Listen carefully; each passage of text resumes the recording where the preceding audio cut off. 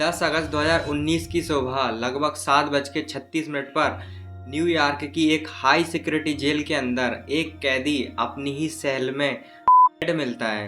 Official report आती है कि उसने सुसाइड कर लिया और केस क्लोज्ड।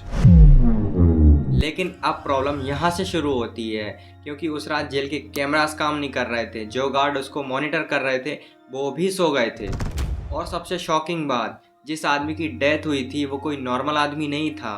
उसके पास दुनिया के सबसे पावरफुल लोगों के सीक्रेट्स होने का क्लेम किया जा रहा था। उस आदमी का नाम था जेफरी एप्स्टीन। और उसकी डेथ के बाद एक सेंटेंस इंटरनेट पर तेजी से वायरल हो गया, Epstein did not kill himself.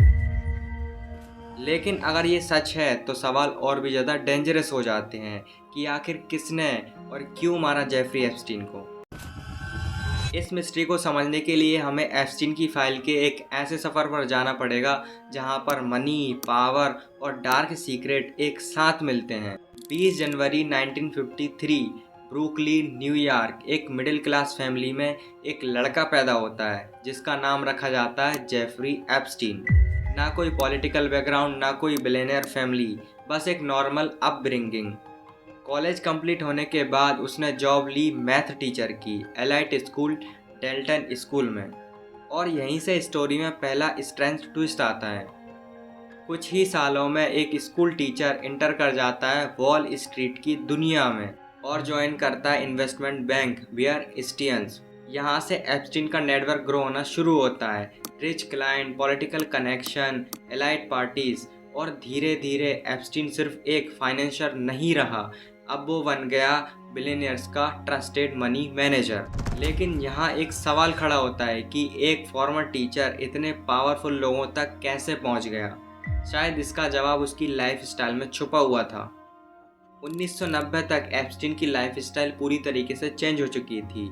New York में multi million dollar mention, private jet और कैरिबियन में एक प्राइवेट आइलैंड जिसका नाम था लिटिल सेंट जेम्स। लोग इसे एप्स्टीन आइलैंड के नाम से भी जानते हैं। यहाँ पर एलिजिडली हाई प्रोफाइल गेस्ट आते थे, like politician, celebrities, business tycoons और प्राइवेट जेट्स उतरते थे। एक्सक्लूसिव पार्टीज होती थी। लेकिन बाद में इन्वेस्टिगेशन में कुछ और क्लेम्स भी सामने आए, ऐसे क्लेम्स जो एप्स्टीन की इमेज को पूरी तरीके से चेंज करने वाले थे। और यहीं से स्टोरी सडनली डार्क हो जाती है। 2000 के अर्ली ईयर्स में एप्स्टीन पर सीरियस एलिगेशंस लगने लगे। प्रोसिक्यूटर्स के अकॉर्डिंग एप्स्टीन पर एक्यूज किया कि उसने एक ट्रैफिकिंग नेटवर्क को ऑपरेट किया, एक ऐसा नेटवर्क जिसमें दरिंदगी की सारी हदों को पार कर दिया। इन्वेस्टिगेटर्स का क्लेम था कि यंग गर्ल्स को एलिजिडली यहाँ पर रिक्रूट किया जाता था और उनके साथ बहुत ही घिनौना काम किया जाता था। आप इन वीडियोस में देख ही सकते हो। कुछ विक्टिम ने यह भी क्लेम किया कि उन्हें मसाज जॉब के नाम पर वहाँ पर बुलाया जाता था और बाद में फिर उनसे किया जाता था। जैसे जैसे इन्वेस्टिगेशन बढ़ी, एक नाम और बार बार सामने आने लगा, गिज़लैन मैक्सवेल। अथॉरिटीज़ के अकॉर्डिंग मैक्सवेल पर एलिगेशंस था कि उसने रिक्रूटमेंट नेटवर्क में अपना रोल प्ले किया। लेकिन अब यहाँ पर एक और बड़ा सवाल खड़ा हो चुका था। अगर एप्स्टीन इतना बड़ा नेटवर्क चला रहा था तो क्या वो अकेला था या कई और पावरफुल लोग इस सिस्टम का पार्ट थे। एप्स्टीन की कॉन्टैक्ट लिस्ट में दुनिया के कई इन्फ्लुएंशियल लोगों के नाम होने की रिपोर्ट्स आई। एग्जाम्पल के लिए Bill Clinton, Donald Trump, Prince एंड्रियो।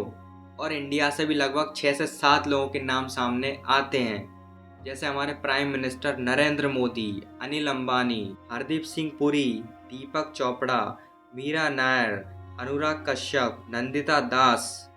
यहाँ पर ये इम्पोर्टेंट बात समझना ज़रूरी है कि किसी के साथ फ़ोटो होना या किसी के साथ पार्टी में मिलना इससे क्राइम प्रूफ नहीं होता। लेकिन एप्स्टीन के केस में एक और चीज़ डिस्कशन का टॉपिक बनी, फ्लाइट लॉग्स। रिपोर्ट्स के अकॉर्डिंग एप्स्टीन के प्राइवेट जेट में कई हाई प्रोफाइल गेस्ट ने ट्रैवल किया, जैसे डोनाल्ड ट्रंप 7 से 8 flight, Bill Clinton 17+ flight, Naomi Campbell's 5 flight, even Bill Gates भी।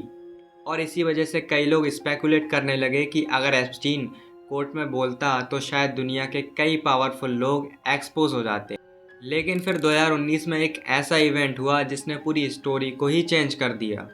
जुलाई 2019 में इसे दूसरी बार अरेस्ट किया गया। इससे पहले इसे 23 जुलाई 2006 को पहली बार अरेस्ट किया था, जिसमें इसे 18 महीने की जेल हुई थी, लेकिन इसे 13 महीने रखकर ही रिहा कर दिया था।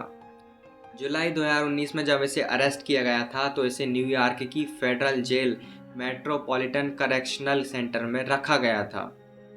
अब केस इंटरनेशनल हेडलाइन बन चुका था। सब लोग वेट कर रहे थे कोर्ट ट्रायल का, लेकिन कोर्ट ट्रायल स्टार्ट होने से पहले ही 10 अगस्त 2019 को जेफरी एप्स्टीन अपनी जेल सेल में डेड मिलता है। ऑफिशियल रिपोर्ट आती है तो इसे सुसाइड बता दिया जाता है, लेकिन इन्वेस्टिगेशन में कुछ और स्ट्रॉन्ग फेलियर सामने आए, जैसे camera malfunction, guard negligence, monitoring lapses, और इसी वजह से कॉन्स्पिरेसी थ्योरी एक्सप्लोड कर गई।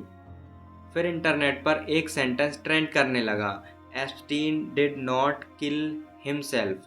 एप्स्टीन मर चुका है, लेकिन उसका केस अभी खत्म नहीं हुआ है। विटनेस टेस्टिमनीज, कोर्ट डॉक्यूमेंट्स और इन्वेस्टिगेशन रिकॉर्ड्स, ये सब रिसर्चर्स और जर्नलिस्ट के इंटरेस्टिंग टॉपिक्स हैं, और इसीलिए लोग आज पूछते हैं कि क्या एप्स्टीन सिर्फ एक क्रिमिनल था या फिर वो एक पावरफुल सिस्टम का पार्ट था। शायद इसीलिए लोग एप्स्टीन के केस को कहते हैं the scandal that still has not ended. बाकी मुझे उम्मीद है कि आपको इस वीडियो से कुछ ना कुछ इन्फॉर्मेशन ज़रूर मिली होगी। आपने इस वीडियो को देखने के लिए टाइम दिया, इसके लिए आपका बहुत बहुत शुक्रिया। मिलते हैं नेक्स्ट वीडियो में किसी और टॉपिक के साथ। तब तक बने रहिए अयान खान के साथ।